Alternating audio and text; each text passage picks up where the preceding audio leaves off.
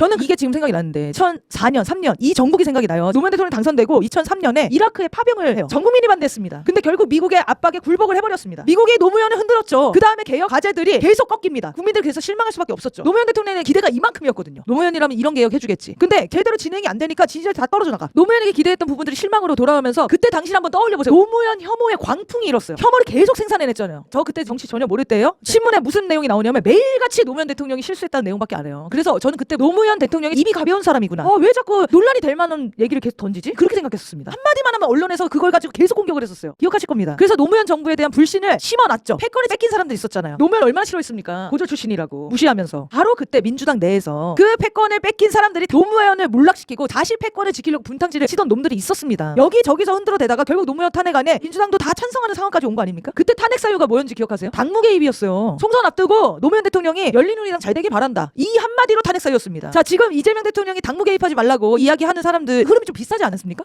그때 노무현을 국민들이 정말 많이 싫어했어요. 비호감이 장난이 아니었어요. 그런데 노무현 대통령 탄핵안이 발의가 되자 국민들이 다 일제히 거리로 나왔죠. 뭐였냐? 나 노무현 마음에 안 들지만 니네가 뭔데 내가 뽑아놓은 대통령이 1년 만에 탄핵시킨다는 거야? 우린 지금 지켜보려고 하는데 니네가 뭔데 이걸 탄핵시켜? 100만 촛불 광장이 열리면서 결국 노무현 대통령을 지켜낸 것은 국민들이었습니다. 근데 그때 우리가 미국이랑 싸우질 못했어. 그래서 어떻게 됐습니까? 노무현 정부는 이후에 주권을 지키는 방향으로 하질 못했습니다. 일을 잘 못했죠. 그 이후에 굉장히 실책들이 많이 쌓였었잖아요. 결국 미국이 흔드는 이 압박도 버텨내야 되고 분열 세력의 공작도 버텨내줘야 되고 이렇게 하면서 개혁 방향으로 우리가 끌고 가야 된다는 겁니다. 미국의 압박이 진짜 거세질 때 민주당이 똘똘 뭉쳤어야지 노무현 정부를 지킬 수 있었던 건데 그때 그 안에서 분열이 된 거잖아요. 지금도 이재명 정부를 흔드는 민주당 내 분열 세력이 있다라는 겁니다. 지금 이재명 대통령한테 하는 짓이 정말 똑같은 흐름 아닙니까? 우리가 여기서 교훈을 잘 찾아야 돼요. 지금은 세계 정세까지 다 봐야 됩니다. 미국이 지금 몰락 직전에 마구잡이로 전쟁을 일으키는 전국이에요. 그 대상 중에 하나가 대만과 중국 전쟁입니다. 여기에 한국을 끌어들이려고 아주 갖은 수작을 부리고 있잖아요. 그런 상황에서 미국은 종미 정권이 필요해요. 미국한테 충성하는 정권. 근데 이재명 정권이 그런 정권은 아니잖아요. 그래서 민심을 따르려고 하는 이재명 정부를 무너뜨리려는 전복 공작이 국내외 전방위적으로 진행 중이라는 거예요. 개혁에 불철저한 점이 있다고 해서 이재명 대통령 끌어내릴 겁니까? 이재명 정권을 무너뜨릴 거예요? 근데 이거를 오해하시는 분들이 있어요. 이거 무조건 지지하자는 얘기가 아닙니다. 이재명이라는 개인에 맹종하자는 얘기가 아니에요. 철저하게 개혁을 완수시키는 정권으로 데려가야 되는 겁니다. 우리가 그거를 봐야 된다. 지금 싸우는 방향은요. 주권을 지키는 방향 그리고 내란 청산 방향 이 두 기둥을 가지고 함께 힘을 합치고 단결해서 싸워야 된다.